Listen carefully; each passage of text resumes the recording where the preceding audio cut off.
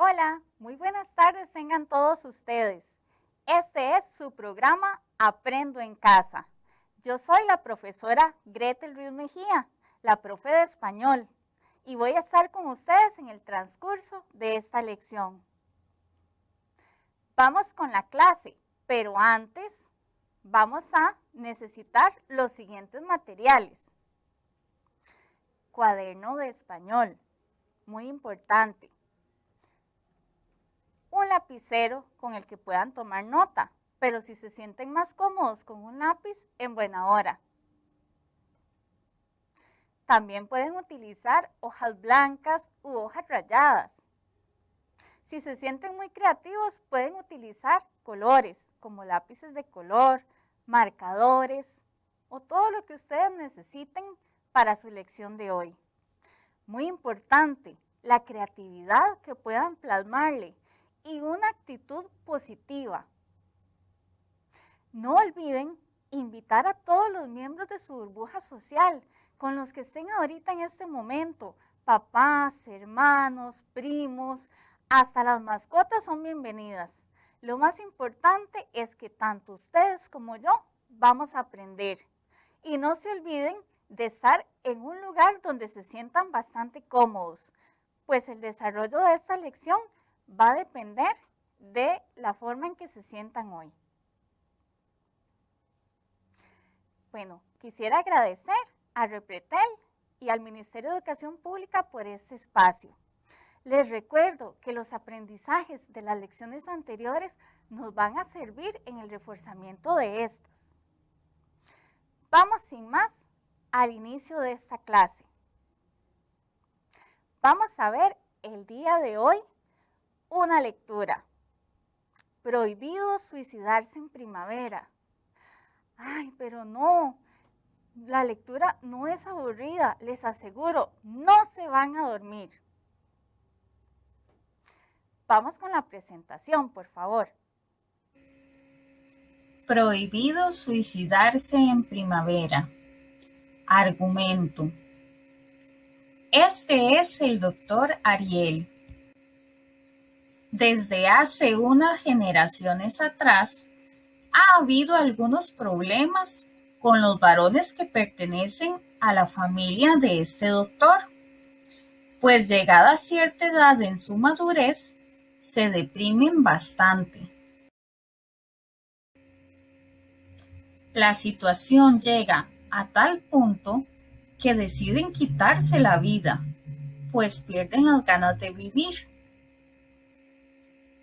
Esta situación afecta al doctor en sobremanera y, motivado por esto, decide estudiar psicología e invertir su fortuna monetaria en la creación de una clínica llamada el Hogar del Suicida. El objetivo de la clínica es brindar ayuda y rehabilitación a quien lo necesite y, en caso de fallar, proveer al paciente de los medios necesarios para cumplir con su cometido de suicidarse. Con el paso del tiempo, el Hogar del Suicida va albergando a individuos apesadumbrados que tienen la vocación de acabar con su vida. La trama ahora se centra en el doctor Roda, alumno del doctor Ariel, y a su ayudante Hans, quienes ahora son los nuevos encargados de atender el lugar y brindar el servicio a los personajes que van apareciendo. Sin embargo, la trama da un giro inesperado, ya que resulta que por error llegan a la clínica dos reporteros, Fernando y Chole. Inconscientemente, Fernando y sobre todo Chole van contagiando su alegría de vivir a los pacientes e incluso logran alterar la actitud del personal. Finalmente, algunos de los enfermos consiguen recuperarse. Así, este drama trata sobre el suicidio, el cual es una falsa salida que toman solo aquellas personas que no lograron salir de ese mar de desesperanza, pero no los personajes de esta historia. ¿Qué les pareció este video animado? Sí, ahí se presentaron los acontecimientos más importantes de esta obra, Prohibido suicidarse en primavera. Les va a ayudar bastante en el desarrollo del análisis de esta lección. Sé que algunos de ustedes ya la pudieron haber leído, pero tal vez otros no. Les recuerdo que los profesores en sus coles son los que hacen la distribución de la literatura y puede que hayan elegido esta obra, pero si no la eligieron, pues no importa, acá la vamos a analizar. Vamos a iniciar entonces con el análisis de esta novela, de esta obra de teatro, perdón.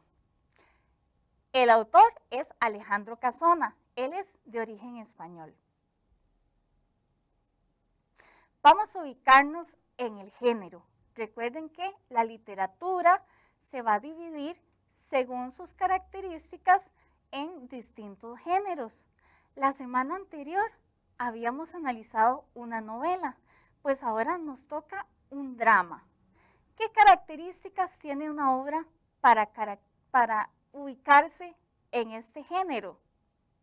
Bueno, debe estar escrito en diálogo, es decir, no hay un narrador que nos va a contar la historia, sino que son los propios personajes los que van armando mediante sus diálogos toda la trama de esta obra. También está concebido para ser representado en un escenario y ante un público. Esa es su finalidad, de que nosotros pudiéramos ver la obra puesta en escena. Sin embargo, pues acá no nos da el tiempo. Por eso, el corto animado del inicio. Además, hay uso de acotaciones. ¿Acota qué? Se preguntarán.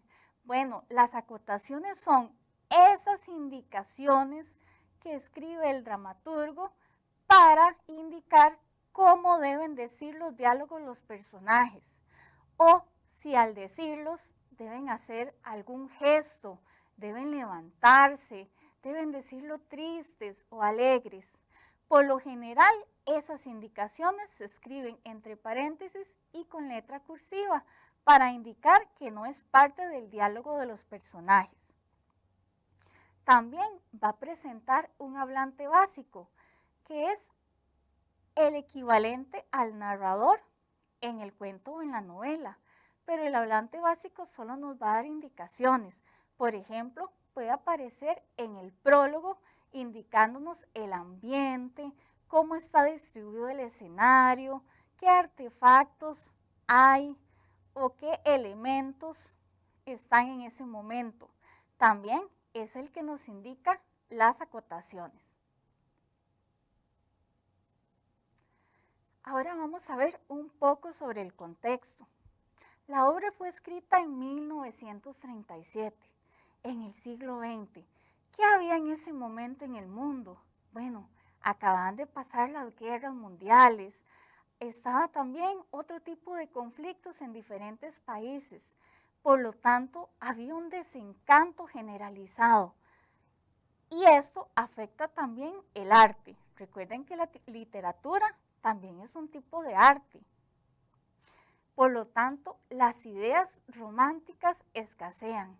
Por eso, esa imagen sugestiva de esta mujer que se ve con un libro, pero un poco triste. Igualmente, el paisaje, para representar lo que se vivía en esta época. Vamos ahora sí con la estructura de cada acto.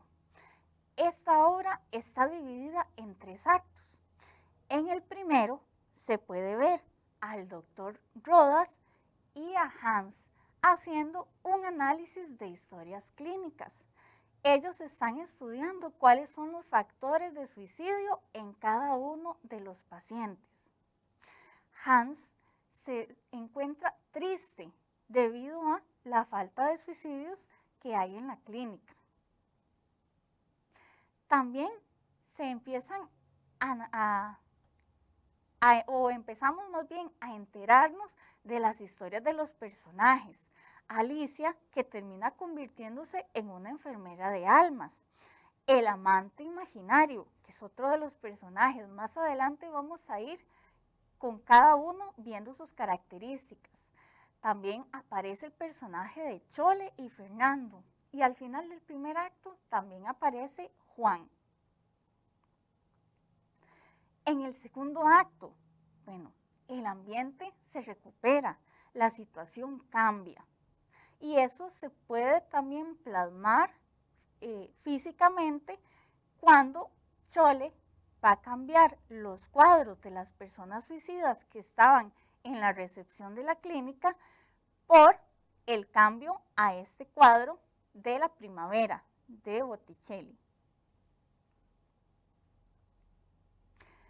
En el tercer acto se puede también escuchar, o al menos imaginarnos que estamos escuchando, el himno a la naturaleza de Beethoven. Ya este tercer acto es un poco más alegre. Hay fecundidad, felicidad, la naturaleza se renueva, estamos en primavera. Los personajes al final van a enfrentar sus miedos. Ahora sí, entramos en la fase analítica. Vamos a ir viendo cada uno de los personajes. Les recuerdo que en el video del inicio, pues pudimos ver los acontecimientos principales, pero ahora con cada personaje vamos a ahondar un poco más en la trama. El primer personaje que tenemos es el doctor Ariel. Él investiga la mente de los suicidas, pero contrario a lo que se piensa, él no quiere crear la clínica para que las personas se suiciden, sino más bien todo lo contrario. Él es el maestro del doctor Roda y dedicó toda su vida a la creación de esta clínica. Pero contrario a lo que pasó con su padre y con su abuelo, él muere debido a una forma natural, no por un suicidio. Así que logró terminar con esta cadena. Luego tenemos el doctor Roda. Es el director y actual dueño de la clínica de almas.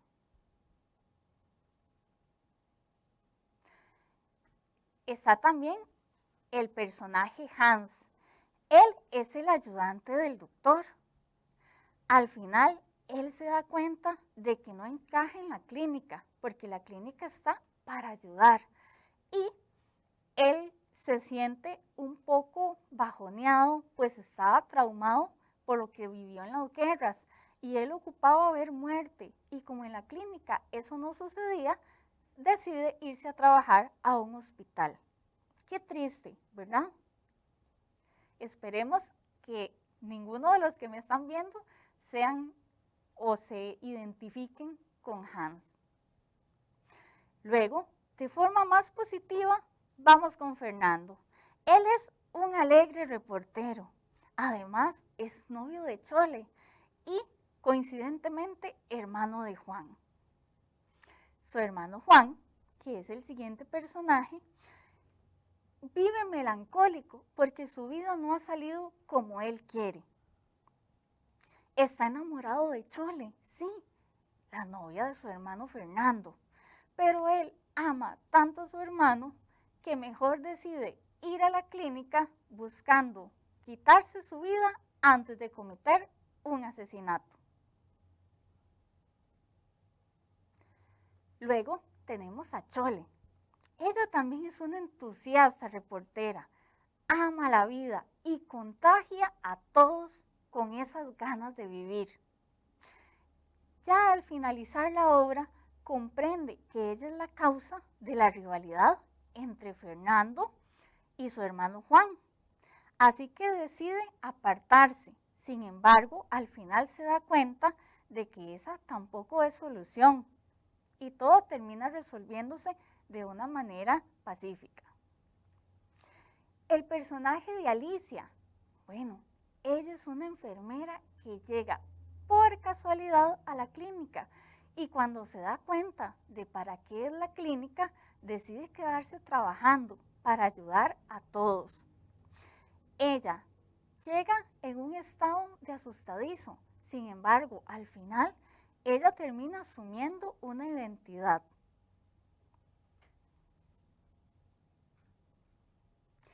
Tenemos también al personaje de Cora Yaco.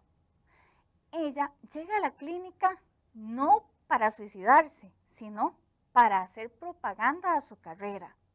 Sin embargo, ahí dentro de la clínica vive un romance, pero se da cuenta de que es más por hacer propaganda que realmente por vivir su vida y descubre que es muy frívola.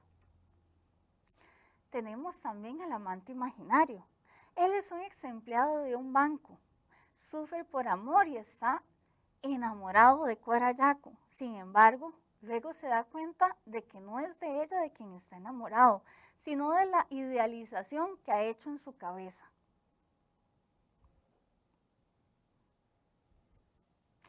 Luego tenemos al personaje de la dama triste. Ella nunca tuvo amigos ni ninguna relación sentimental como un noviazgo. Entonces llega a la clínica a quitarse la vida, pues siente que su vida no tiene sentido. Sin embargo, en el transcurso de la obra, esto ya no va a ser un pensamiento de ella. Y todo termina pues positivamente. El siguiente personaje, el padre de la otra Alicia. Él tiene a su hija con un problema, una enfermedad. Y cuando él también enferma, piensa que quién va a cuidar a su hija cuando él muera. Así que le da morfina a su hija y así pues utiliza la eutanasia. En primer lugar, él se sintió feliz porque su hija ya no iba a sufrir pensando quién la iba a cuidar. Sin embargo, cuando él repentinamente se cura, se siente mal, tanto que acude a esta clínica del suicidio. Pero es ayudado por la otra Alicia.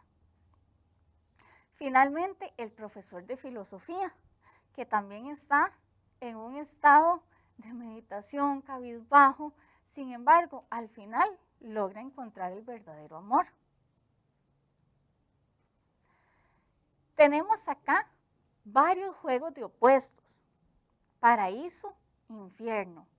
Es decir, las personas llegan a la clínica buscando un lugar para suicidarse, un lugar de castigo, un lugar para sufrir, porque se sienten mal con lo que ha ido siendo su vida. Sin embargo, al pasar los actos, se dan cuenta de que en realidad ese lugar es un sanatorio de almas. Entonces, cuando antes estaban desconsolados, más bien encuentran amor y solidaridad. Entonces pasan de un estado de castigo, de sufrimiento, a un lugar de felicidad. El siguiente juego de opuestos lo tenemos en la relación de amor-odio. Esa es con los hermanos Fernando y Juan. Juan tiene celos de Fernando y en un momento siente que lo odia, pero a su vez lo ama y por eso decide ir a la clínica para que lo asistan al suicidio. Luego se da cuenta de que no es necesario y al final pues ellos terminan amigándose, reforzando ese amor filial, es decir, amor entre hermanos. Y el último opuesto tiene que ver con el título, Prohibido suicidarse en primavera. Los personajes llegan en invierno y este invierno va a estar encarnado por la muerte, la soledad, el dolor.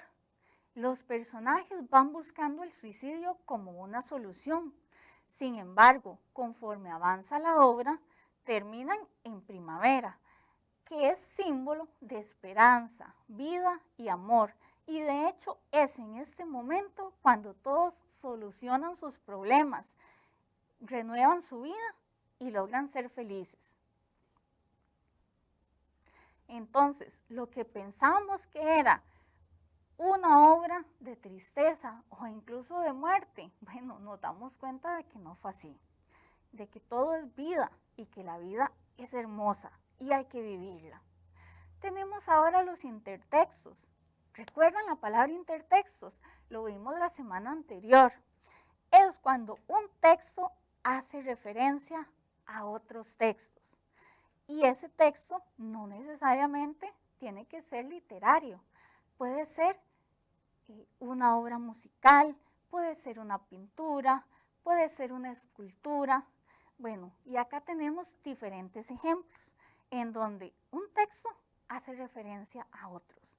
Por ejemplo, dentro de esta obra se mencionan algunos poetas, como por ejemplo Alfred Tennyson, que fue poeta en su época.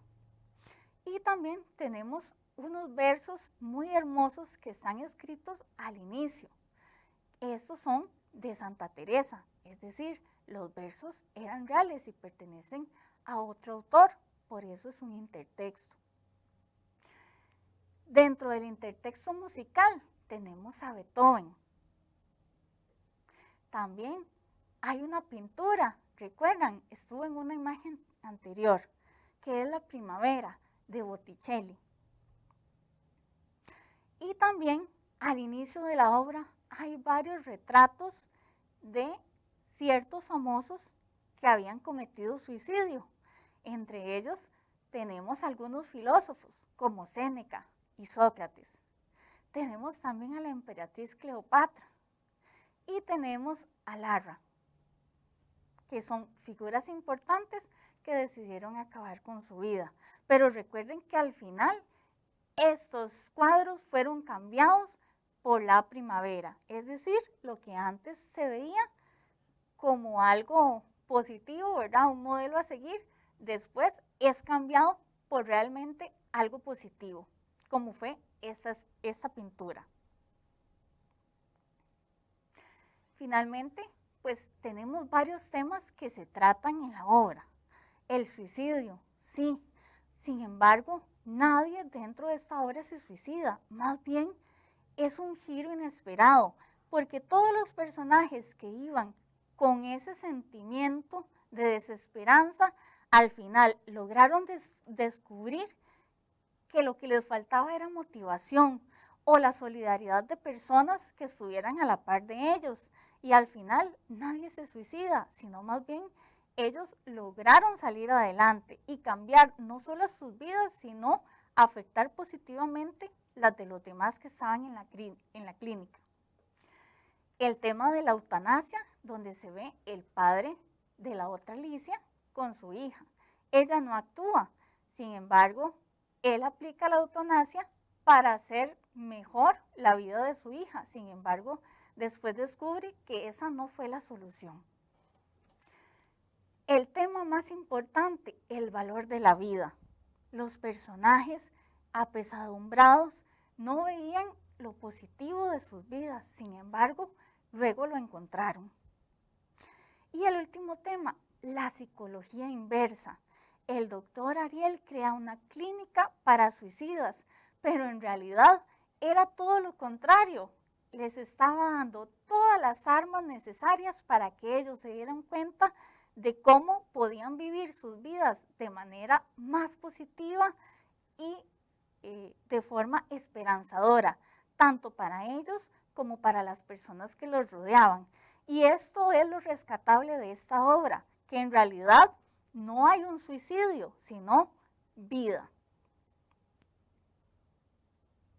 Bueno, les tengo el desafío de analizar un texto literario tomando en cuenta los aprendizajes de hoy. Ojalá un texto dramático. Rápidamente vamos a la autoevaluación. ¿Aprendieron algo? Sí, yo creo que sí. Van anotando ahí en su cuaderno u hoja. ¿Qué sentimientos tuve al inicio cuando me dijeron lo de la literatura? ¿Y qué sentimientos tengo ahora ante eso? ¿Voy a reaccionar diferente en un futuro cuando me ofrezcan la lectura de un texto? ¿Voy a cambiar mi perspectiva? Bueno, yo creo que sí. ¿Me sirve para mi vida cotidiana este aprendizaje? Sí, por lo menos por cultura general. Vamos ahora al momento ortográfico de la semana. Bienvenidos a nuestro momento ortográfico de hoy. En esta tarde vamos a aprender algunos usos sobre la preposición de. Por ejemplo, la número 1 puede indicar posesión o pertenencia, como en la oración la casa de mi padre. Otro uso puede ser una causa u un origen, como en el ejemplo murió de viruela. El tercer uso sería material del que está hecho, como en el ejemplo vaso de plata. Y el último uso que vamos a ver, señalar lo contenido en algo. Por ejemplo, un vaso de agua. Profe, pero ¿no es mejor decir vaso con agua? Por favor, no insista con eso. Esta es la explicación. Las dos opciones, vaso de agua y vaso con agua, son válidos, pero lo más común es decir vaso de agua. La preposición de no solo introduce complementos de materia, como en el ejemplo vaso de plástico, sino también se refiere al contenido o material de algún objeto o artefacto, como en el ejemplo caja de leche y vaso de jugo. Espero que mi explicación les haya servido de mucha ayuda. Nos vemos en el siguiente momento ortográfico de la próxima semana. Adiós. Lamentablemente nos hemos quedado sin espacio en la lección de hoy, pero agradecerles que hayan estado conmigo. Yo soy la profesora Gretel, la profe de español. Espero verlos la próxima semana por este mismo canal y a la misma hora. Adiós.